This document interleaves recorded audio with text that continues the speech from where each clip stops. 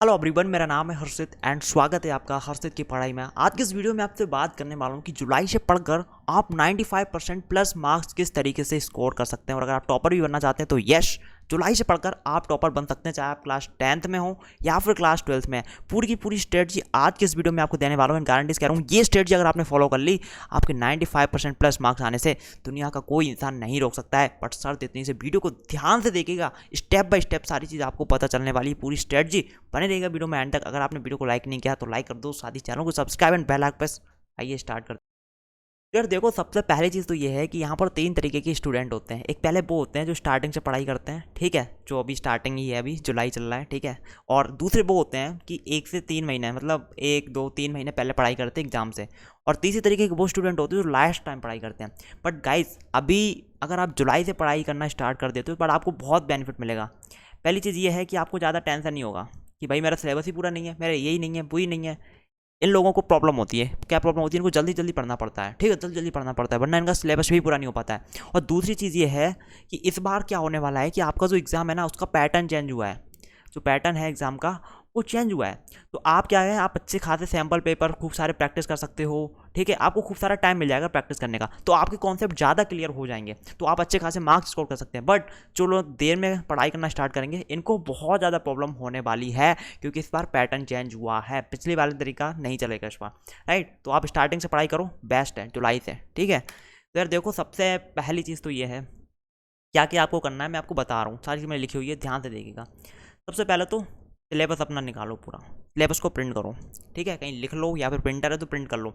आपको पूरा सिलेबस पता होना चाहिए, कौन कौन से चैप्टर आ रहे हैं, कौन कौन से चैप्टर नहीं आ रहे हैं, उनमें कौन कौन से टॉपिक्स हैं, ठीक है। सभी सब्जेक्ट के सिलेबस निकाल लो। उसके बाद आपको क्या करना है, सिलेबस निकालने के बाद आपको एक डेडलाइन बनानी है, ठीक है। डेडलाइन आपको बनानी है कुछ इस तरीके से कि जितना भी सिलेबस है ना, ये अक्टूबर तक आप ख़त्म कर लो। अक्टूबर तक, जी हाँ, अक्टूबर तक मान के चलते हैं। 15 फेब से आपके एग्ज़ाम स्टार्ट होने वाले सीबीएसई के, तो आपको अक्टूबर तक सिलेबस अपना ख़त्म कर लेना है, ठीक है। इतना जल्दी क्यों करना है सोच रहे होगे, बताता हूँ आपको क्यों करना है, ठीक है। अक्टूबर तक आपको सिलेबस कंप्लीट कर लेना है। उसके बाद आपको क्या करना है, नवंबर एंड दिसंबर में आपको क्या करना है, रिवीजन करना है। ये जो भी सिलेबस आपने पढ़ा, इसका आपको रिवीजन करना है। और सबसे इंपॉर्टेंट चीज़, सैम्पल पेपर। गाइस, 2023-24 में जो बोर्ड एग्जाम होने वाला है, इस सेशन का सैम्पल पेपर बहुत इंपॉर्टेंट होगा। क्यों भैया सैम्पल पेपर इंपॉर्टेंट क्यों होगा? सैम्पल पेपर मेरे भाई इसलिए इंपॉर्टेंट होगा क्योंकि इस बार आपका जो पूरा पैटर्न है, जो क्वेश्चंस हैं वो चेंज हो गए हैं, अलग तरीके से आएंगे। इस बार थोड़ा सा बोल सकते हो एग्जाम हार्ड आएगा। तो जितना ज़्यादा आप सैम्पल पेपर प्रैक्टिस करोगे, उतना ज़्यादा आपको कॉन्फिडेंस आएगा एंड आपको पता लगेगा कि इस बार कैसे कैसे क्वेश्चंस बोर्ड एग्जाम में पूछे जाएंगे। तो सबसे इंपॉर्टेंट इस बार क्या है मेरे भाई, सैम्पल पेपर को प्रैक्टिस करना ज़्यादा से ज़्यादा। तो भैया आप अक्टूबर तक सिलेबस अपना पूरा कर लो, ठीक है। उसके बाद ज़्यादा से ज़्यादा सैम्पल पेपर करना। और इंपॉर्टेंट चीज़, सैम्पल पेपर जो करोगे ना, ये लेटेस्ट होने चाहिए, लेटेस्ट सैम्पल पेपर, पुराने वाले प्रैक्टिस नहीं करने हैं, ठीक है। 2023-24 के जो नए लेटेस्ट सैम्पल पेपर आएंगे, मैं वीडियो बना दूंगा, वो प्रैक्टिस करना है। पुराने करके जाओगे भैया बैंड बज जाएगी, क्योंकि इस बार पैटर्न चेंज हुआ है। पिछली बार जैसा बोर्ड एग्जाम आया था, इस बार वैसा नहीं आएगा, अलग तरीके के क्वेश्चन आएंगे, ठीक है जी। इतना तो समझ में आ गया कि हमें अक्टूबर तक सिलेबस कवर करना है और नवंबर एंड दिसंबर में हमको रिवीजन करना है, सैम्पल पेपर करना है। उसके बाद जनवरी के महीने में आपको क्या करना है, 15 फरवरी से एग्जाम स्टार्ट है, और जनवरी के महीने में आपको क्या करना है, रिवीजन करना है। जो भी आपने क्वेश्चन प्रैक्टिस किए, सैम्पल पेपर प्रैक्टिस किए, उन सभी का आपको ज़्यादा से ज़्यादा रिवीजन करना है। रिवीजन बहुत इंपॉर्टेंट है, अभी आगे बताऊंगा कि इंपॉर्टेंट है। और साथ ही साथ आपके प्री बोर्ड भी स्टार्ट हो जाएंगे, तो आपको प्री बोर्ड भी अटेंड करना है, बहुत इंपॉर्टेंट है प्री बोर्ड अटेंड करना, क्योंकि आपको पता चल जाएगा कि एक्जैक्टली पेपर आता कैसे है, टाइम मैनेज कैसे करना है आपको, ठीक है। तो ये अपनी पूरी स्ट्रेटजी रहेगी। उसके बाद आपको क्या करना है, डेडलाइन आपने बना लिया, पूरा आपने एक वाइट पेपर लो, सारी चीज़ लिखो उस पर कि भैया इस तारीख तक मेरे को सिलेबस पूरा करना है, हर दिन मेरे को इतना पढ़ना है। डेली का आपको लिखना है कि डेली आपको क्या क्या करना है, मैंने आगे लिखा हुआ है, ठीक है। उसके बाद आपको करना है, आपको रिसोर्सेज देखना है कि भैया आपको किस टीचर से पढ़ना है, किस चैनल से पढ़ना है, कौन सी बुक्स को फॉलो करना है। ये भी आपको स्ट्रेटजी के अंदर रखना ही रखना है, ठीक है। वरना होगा क्या, तुम्हें पता ही नहीं होगा किस टीचर से पढ़ना है, कभी इससे पढ़ रहे हो कभी उससे पढ़ रहे हो, भाई सिलेबस पूरा नहीं हो पाएगा टाइम पर। इसलिए इंपॉर्टेंट है रिसोर्सेज आपको क्या क्या यूज़ करने हैं, वो सारा चीज़ लिखो। मैं बताऊंगा आपको कौन कौन से रिसोर्सेज यूज़ करने हैं। Now the next important cheese, daily targets and track. Daily target बनाओ, ठीक है। आप मान के चलता हूँ 1 जुलाई से आप पढ़ाई स्टार्ट कर रहे हो, तो 1 जुलाई को आपको क्या क्या पढ़ना है वो सारी चीज़ें लिखो। उसके बाद जब शाम हो जाए, पूरा 1 जुलाई बीत जाए, रात को देखो आपने क्या क्या ये जितने भी काम लेके क्या पूरे किए, नहीं किए, कि क्यों नहीं किए, उनको पूरा करो, ठीक है। डेली टारगेट बनाओ एंड उनको ट्रैक करो, बहुत ज़रूरी है। कम से कम पता तो लगे कि कितना सिलेबस मेरा चल रहा है, हम किस लेवल पर हैं। अगर ट्रैक नहीं करोगे टारगेट्स बनाते जाओगे वो पूरे नहीं होंगे भैया, पीछे रह जाओगे। इसलिए डेली टारगेट्स बनाने कि आज आपको क्या क्या पढ़ना है, क्या क्या करना है, उसके बाद उनको ट्रैक भी करना है कि क्या आपने वो चीज़ें पूरी करी कि नहीं। Very very and very important. Now the next, strategy की बात करते हैं। स्ट्रेटजी की बहुत ध्यान से देखिएगा गाइस, बहुत ध्यान से। स्ट्रेटजी में आपको क्या करना है, देखो अगर आपके पास साइंस सब्जेक्ट है, फिजिक्स केमिस्ट्री मैथ है और सोशल साइंस, इनमें से अगर आपके पास कोई सब्जेक्ट है तो आपको मैं जो स्ट्रेटजी बता रहा हूँ ध्यान से सुनेगा। आपको वन शॉट लेक्चर्स देखने हैं। वन शॉट लेक्चर्स क्या होते हैं कि यार एक चैप्टर होता है ना, वो 2 से 3 घंटे में या 1-2 घंटे में, कम से कम 3 घंटे, मतलब ज़्यादा से ज़्यादा 3 घंटे में पूरा चैप्टर कवर करा दिया जाता है, सारे के सारे टॉपिक्स, ठीक है। बट उसमें ना डिटेल नहीं होता है, ठीक है। तो आप वन शॉट लेक्चर्स देखो अकॉर्डिंग टू मी। अब मैं आपको बताऊंगा वन शॉट लेक्चर क्यों, क्योंकि यार इस बार थोड़ा दिमाग से खेलना है, ठीक है। वन शॉट लेक्चर देखना है और मान लो वन शॉट लेक्चर देखते टाइम अगर आपको कोई कॉन्सेप्ट समझ में नहीं आता है तो वो कॉन्सेप्ट अलग से यूट्यूब पर सर्च करके देख लो। बट यार इन सब्जेक्ट के आप वन शॉट लेक्चर देखो, ठीक है। जरूरी नहीं है कि आप सोशल साइंस, जैसे सोशल साइंस है 10th में सब्जेक्ट, तो अगर आप इसका डिटेल लेक्चर्स देखोगे और बुक पढ़ोगे भाई बहुत टाइम जाएगा। फिजिक्स केमिस्ट्री मैथ में भी मैं बोल रहा हूँ one shot lecture more than enough है। ये टेक्नोलॉजी आ गई, टीचर्स ना 2 से 3 घंटे में पूरा चैप्टर ऐसे पढ़ा देते हैं, सारी चीज़ क्लियर हो जाती है। तो वन शॉट लेक्चर देखो, कम समय में अपना जल्दी जल्दी सिलेबस पूरा करो, ठीक है। और कोई टॉपिक समझ में नहीं आता है उसका अलग से यूट्यूब पर सर्च करके देख लो, ठीक है। वन शॉट लेक्चर आप जो देखोगे उसके साथ साथ आपको नोट्स जरूर बनाने हैं। वन शॉट लेक्चर में जो भी टीचर पढ़ा रहा है उसके नोट्स बना लो। अगर टीचर नोट्स दे रहा है तो उनको आप प्रिंट आउट करा सकते हो, but notes very very and very important मेरे भाई। अभी नोट्स का करोगे क्या, इसका रिवीजन करना है मेरे भाई। और रिवीजन की बात करूं कम से कम 5 बार तो करना ही करना है। अब रिवीजन क्यों करना है, क्योंकि यार आपने वन शॉट लेक्चर देख लिए, आपका कॉन्सेप्ट आपको थोड़ा थोड़ा समझ में आया कि हाँ भैया ये फॉर्मूलाज है इस चैप्टर में, ये चीज़ें हैं, लेकिन वो चीज़ तुमको याद नहीं हुई, तुमने नोट्स भी बना लिए। तो याद कैसे होंगी, जब जो नोट्स बनाए ना आपने उनको आप कम से कम 5 बार रिवीजन करोगे, पढ़ोगे 5 बार, ठीक है, तब जाके वो चीज़ तुम्हें याद होगी। तो भैया इससे कोई फर्क नहीं पड़ता आपने सिलेबस कितना पूरा किया, फर्क इससे पड़ता है कि आपके दिमाग में कितना है, कितना आप लिख सकते हो बोर्ड एग्जाम में। तो वो कैसे आएगा, रिवीजन से आएगा। तो revision is very very and very important मेरे भाई। बता रहा हूँ भले ही सिलेबस पूरा ना हो बट रिवीजन करना बहुत इंपॉर्टेंट है। तुमने सिलेबस पूरा कर लिया लेकिन रिवीजन नहीं किया, बैंड बच जाएगी। इतना करने के बाद आपको क्या करना है, आपने वन शॉट लेक्चर देख लिए, नोट्स बन गए, नोट्स का आपने 3 से 4-5 बार रिवीजन कर लिया। अब आपके सारे कॉन्सेप्ट क्लियर हो जाएंगे, आपके फॉर्मूलाज वगैरह सारे याद हो जाएंगे, ठीक है। अब आपको करना है भैया क्वेश्चन, क्योंकि बोर्ड एग्जाम में आपसे क्वेश्चन पूछे जाएंगे। तो उसके बाद आपको क्या करना है, एनसीईआरटी बुक चाहो तो पढ़ सकते हो अगर टाइम है, अदरवाइज एनसीईआरटी के जितने भी क्वेश्चन हैं वो सारे के सारे आपको सॉल्व कर लेने हैं, चाहे वो एग्जाम्पल हो चाहे क्वेश्चन हो एक्सरसाइज के, आपको एनसीईआरटी के क्वेश्चन सॉल्व कर लेने हैं हर हाल में, ठीक है। एनसीईआरटी के क्वेश्चन जैसे आपके सॉल्व हो जाते हैं। अब आपको देखना है कि बोर्ड एग्जाम में क्वेश्चन पूछे कैसे गए हैं। कुछ एनसीईआरटी के ही होते हैं, थोड़े बहुत घुमा फिरा के पूछे जाते हैं। तो उसके लिए आपको करना है PYQ, प्रीवियस ईयर क्वेश्चंस, ठीक है। अब ये प्रीवियस ईयर क्वेश्चंस आपको कहाँ से मिलेंगे, देखो प्रीवियस ईयर क्वेश्चन के मैं आपको सोर्स बता रहा हूँ, आपको कहाँ कहाँ मिल सकते हैं। पहला तो है आप गूगल पे सर्च करो, आपको चैप्टर वाइज मिल जाएंगे। आपने एक चैप्टर पढ़ा वो आप गूगल पे सर्च करो, डाल दो PYQ, आपको मिल जाएंगे। दूसरा क्या है, आप क्वेश्चन बैंक बाई कर सकते हो। क्वेश्चन बैंक बहुत सारी पब्लिकेशन की आते हैं क्वेश्चन बैंक, तो उन क्वेश्चन बैंक में आपको प्रीवियस ईयर क्वेश्चंस मिल जाएंगे। 2017 में ये क्वेश्चन पूछा गया था इस चैप्टर से, 2018 में ये पूछा गया था, सारे के सारे आपको क्वेश्चन मिल जाएंगे। जब वो क्वेश्चन आप देखोगे, आप उनको सॉल्व कर पाओगे तो कॉन्फिडेंस आएगा कि यश मैंने ये चैप्टर पूरा कवर कर लिया, एनसीईआरटी के क्वेश्चन भी कर लिए, रिवीजन भी कर लिए, फॉर्मुलाज भी याद है, और बोर्ड एग्जाम में जिस तरीके के क्वेश्चन पूछे गए हैं पहले वो मैं सॉल्व कर पा रहा हूँ। तो ये भैया स्ट्रेटजी सबसे बेस्ट है साइंस के लिए, physics chemistry math social science के लिए, ठीक है। अब ये क्लास 10th एंड 12 दोनों बच्चे देख रहे होंगे, 11th के भी देख रहे होंगे, इसलिए ठीक है जौन सब्जेक्ट देख लो। उसके बाद हमारा एक प्यारा सा सब्जेक्ट आता है, कुछ बच्चों के पास होगा कुछ बच्चों के पास नहीं होगा, वो है भैया मैथ्स। ये बड़ा प्यारा सब्जेक्ट है, इसको अलग ही तरीके से पढ़ना होता है। मैथ्स के अंदर आपको क्या करना है, आप वन शॉट लेक्चर चाहें तो देख सकते हैं, बट मैथ्स के अंदर मैं आपसे ये कहूँगा कि आप एनसीईआरटी पढ़ो, एनसीईआरटी पढ़ो, ठीक है।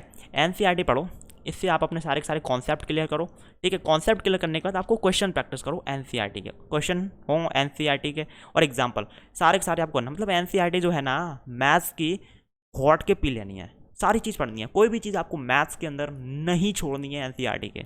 अब भैया बहुत सारी किताबें आती हैं, मुझे पता है, RD Sharma, RS Agrawal, S Chand, फलाना ठिकाना, बहुत सारी, उसके लिए मैं आपको लास्ट में बताऊंगा, जरूरी नहीं है। एनसीईआरटी कर लो मेरे भाई, एनसीईआरटी तो आपको पूरी करनी है मैथ्स के अंदर, ठीक है। वही है, पहले कॉन्सेप्ट सारे क्लियर करो, फॉर्मुलाज वगैरह, उसके बाद क्वेश्चन प्रैक्टिस करो एनसीईआरटी के, एग्जाम्पल से वो भी कर लो, ठीक है। जब इतना काम कर लो आप, मान लो आपने एक चैप्टर पढ़ लिया कोई सा भी मैथ्स का, पहला चैप्टर है मान लो आपने पढ़ लिया पूरा, कॉन्सेप्ट क्लियर हो गए, क्वेश्चन सारे एनसीईआरटी के कर लिए आपने, एग्जाम्पल्स भी कर लिए। अब देखो ये तो आपने एक बार सॉल्व कर ली, सारी टीचर्स करा देगा आपको सारी चीज़, ठीक है, यूट्यूब पर मिल जाएगी, ऑनलाइन ऑफलाइन में बताऊँगा, सब कुछ कर लिया। बट ये चीज़ ना, ये नहीं है कि भैया आपने एक बार सारे क्वेश्चन सॉल्व कर लिए, एनसीईआरटी प्रैक्टिस कर लिया, भैया आप बोर्ड एग्जाम में भी सॉल्व कर लोगे, नहीं। उसके लिए आपको क्या करना पड़ेगा, रिवीजन। बट जो हमारे थ्योरेटिकल सब्जेक्ट होते हैं, जैसे कि हमारा सोशल साइंस हो गया, इनमें तो रिवीजन हम ऐसे बोल के कर लेते हैं, बस मैथ्स के अंदर ना रिवीजन नहीं करना होता। मैथ्स के अंदर क्या करना होता है मेरे भाई, मैथ्स के अंदर मेरे भाई आपको करना होता है प्रैक्टिस। प्रैक्टिस लिखा है मैंने, रिवीजन नहीं लिखा है। प्रैक्टिस मतलब क्या, जो भी क्वेश्चंस वगैरह हैं वो आपको बिना देखे सॉल्व करना है।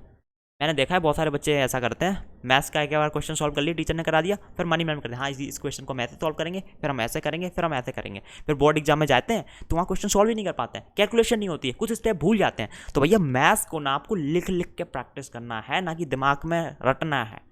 प्रैक्टिस लिखा है मैंने मैथ्स में, इसलिए मैथ्स की प्रैक्टिस करनी है। बाकी सब्जेक्ट थ्योरेटिकल जो भी है उनकी तुम कर लो रिवीजन, कोई दिक्कत नहीं है, पढ़ पढ़ के वैसे ही।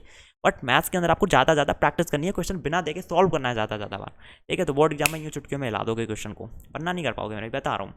लास्ट में मैंने एक चीज़ लिखी है भैया, स्ट्रेटजी की रिवीजन इज़ वेरी इंपॉर्टेंट। जितनी ज़्यादा बार हो सके रिवीजन करो मेरे भाई। और एक बार मान लो एक बच्चा है जिसने सिलेबस पूरा कर लिया लेकिन उसने रिवीजन नहीं किया मेरे भाई, तो उस बच्चे को चीज़ें याद नहीं होंगी तो वो बोर्ड एग्जाम में सही तरीके से लिख नहीं पाएगा। एक बच्चा जिसका सिलेबस पूरा नहीं है बट उसने मान लो 70 से 80%, 80% सिलेबस पूरा किया है और उसने रिवीजन बहुत अच्छे से किया, भले उसने 20% सिलेबस पूरा नहीं किया बट 80% उसने रिवीजन बहुत अच्छे से किया, भाई वो 80% मार्क्स ईजिली स्कोर कर लेगा। और जो रिवीजन करके नहीं जाएगा वो नहीं कर पाएगा, जस्ट बिकॉज उसने रिवीजन नहीं किया, पढ़ लिया, 1 शॉट लेक्चर देख लिया, कुछ भी कर लिया, लेकिन रिवीजन नहीं किया, चीज़ें याद नहीं हुई, समझ में नहीं आई, कोई फायदा नहीं। इसलिए बता रहा हूँ गाइस, रिवीजन को फर्स्ट प्रायोरिटी रखना मेरे भाई। अब जब 11th-12th में जाओगे रिवीजन बहुत इंपॉर्टेंट हो जाएगा, और कोई भी चीज़ को एक बार पढ़ने से याद नहीं होती, रिवीजन चाहिए होता है। और नेक्स्ट, बुक्स कौन सी फॉलो करनी है भैया, ये चीज़ तो है। बुक्स आप क्लास 10th में, 12th में, मैं आपको बता रहा हूँ NCERT जो बुक है ना, ये तो करनी है, ये मोर देन एनफ है, मैं बोलूँ तो मोर देन एनफ है। बट आज के टाइम पे जो आपका थोड़ा सा पैटर्न चेंज हुआ उसके हिसाब से बताऊंगा क्या क्या और इंपॉर्टेंट है। तो सबसे पहले तो NCERT फर्स्ट प्रायोरिटी रखनी है, NCERT पढ़नी है। उसके बाद नेक्स्ट हमारी आती है रेफरेंस बुक, ये ऑप्शनल है। रेफरेंस बुक में क्या है कि NCERT की जो थ्योरी होती है वो थोड़ी हार्ड होती है, इसे रेफरेंस बुक में थोड़ा डिटेल में वही टॉपिक समझाया जाता है। तो ये रेफरेंस बुक का आई थिंक आपको ज़रूरत नहीं है। रेफरेंस बुक क्या ज़रूरत है, आप टीचर से पढ़ रहे हो ना, तो टीचर आपको अच्छे से समझाएगा ना। जो चीज़ NCERT में जो चीज़ हार्ड लैंग्वेज में समझाई गई है आपको टीचर ईजी लैंग्वेज में समझा देगा ना, तो रेफरेंस बुक की आई डोंट थिंक आपको रिक्वायरमेंट है। NCERT पढ़ो, मोर देन एनफ है, चाहो तो रेफरेंस बुक खरीद सकते हो बट ज़रूरी नहीं है। ठीक है, मैं सीधी बात बोल रहा हूँ, वो टीचर काम कर देगा आपका रेफरेंस बुक का। नेक्स्ट चीज़, क्वेश्चन बैंक। क्वेश्चन बैंक में क्या है कि आप क्वेश्चन बैंक खरीदोगे, मान लो आपने खरीदा साइंस का, ठीक है, तो आपको चैप्टर वाइज सारे के सारे मिल जाएंगे क्वेश्चंस, हर एक चैप्टर के जो पिछले साल आए हुए होंगे, 2018 में, 2015 में, 2016 में, जितने भी क्वेश्चन आए हुए होंगे पहले, वो सारे आपको मिल जाएंगे उसमें। अब आप क्वेश्चन बैंक बाई कर सकते हो, बट आपके पास अगर पैशन नहीं है मेरे भाई, आप नहीं खरीदना चाह रहे हो, तो भैया एक काम बता रहा हूँ वो कर लेना, वो है प्रीवियस ईयर क्वेश्चंस, PYQ। ये आपको मिल जाएंगे मेरे भाई गूगल पे। ठीक है, जैसे chemical reaction and equation class 10 का पहला चैप्टर है, आपने पूरा पढ़ लिया, अब आपको क्वेश्चन प्रैक्टिस करना है। ठीक है, तो आप क्वेश्चन बैंक बाई कर लो, नहीं कर सकते हो कोई दिक्कत नहीं है, आप प्रीवियस ईयर क्वेश्चन यूट्यूब पर देख सकते हो, यूट्यूब पर मिल जाएंगे। आप डालोगे chemical reaction and equation previous year question, PYQ डाल दोगे, तब भी आपको मिल जाएंगे। ठीक है, तो ये काम आप कर सकते हो। और नेक्स्ट लास्ट में बहुत इंपॉर्टेंट, ये चीज़ कंपलसरी है, सैम्पल पेपर, वो भी लेटेस्ट वाला, ये भैया कंपलसरी है आज के टाइम पे, कंपलसरी है। और इसमें भी इंपॉर्टेंट चीज़, लेटेस्ट होना चाहिए, पुराना नहीं। क्यों? क्योंकि यार इस बार पैटर्न चेंज हुआ है, क्वेश्चन अलग तरीके से पूछे जाएंगे, तो उसकी आप जितनी ज़्यादा प्रैक्टिस करोगे आपको पता चलेगा। ठीक है, तो sample paper is very important, वो भी लेटेस्ट वाला, जितनी ज़्यादा प्रैक्टिस कर सकते हो उतने कर लेने आपको।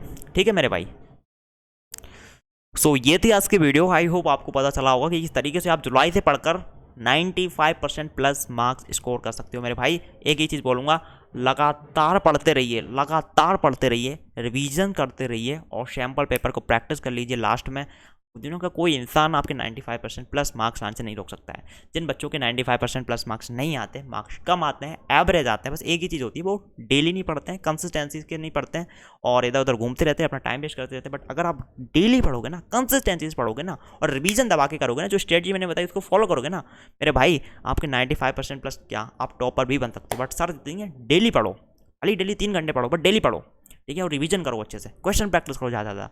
दुनिया का कोई इंसान आपको टॉपर बनने से नहीं रोक सकता है। आई होप ये वीडियो आपको पसंद आई होगी। अगर पसंद आई तो वीडियो को लाइक करें, साथ ही चैनल को सब्सक्राइब करें, बेल आइकन प्रेस करें, क्योंकि यहाँ पर मैं आपके लिए ऐसी वीडियोज लेके आते रहता हूँ। एंड गाइस मिलता हूँ अगली वीडियो में, टिल देन टेक केयर।